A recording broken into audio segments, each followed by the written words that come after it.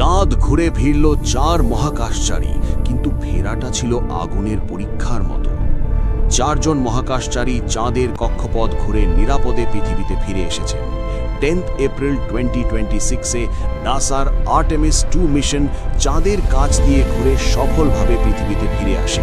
কিন্তু এই ফেরা মোটেও সহজ ছিল না। পৃথিবীর বায়ুমণ্ডলে ঢোকার সময় ক্যাপসুলটির গতি ছিল প্রায় 40,000 কিমি প্রতি ঘন্টা, আর সেই মুহূর্তে এর চারপাশের তাপমাত্রা পৌঁছে যায় প্রায় 2800 ডিগ্রি সেলসিয়াসে, যা লাভার থেকেও বেশি গরম। তাহলে প্রশ্ন হলো, এত ভয়ঙ্কর তাপের মধ্যেও ভেতরের মহাকাশচারীরা বাঁচল কিভাবে? এর উত্তর লুকিয়ে আছে এক বিশেষ প্রযুক্তিতে, অ্যাভগট হিট শিল্ড। এই হিট শিল্ড শুধু তাপ আটকায় না, বরং নিজেই ধীরে ধীরে পুড়ে সেই তাপ শোষণ করে। যত তাপমাত্রা বাড়ে, এর বাইরের স্তর তত জ্বলতে থাকে এবং সেই সঙ্গে অতিরিক্ত তাপকে নিয়ে যায়। ফলাফল, ভেতরে বসে থাকা মহাকাশচারীরা নিরাপদেই এই আগুনের দরজা পেরিয়ে পৃথিবীতে ফিরে আসেন।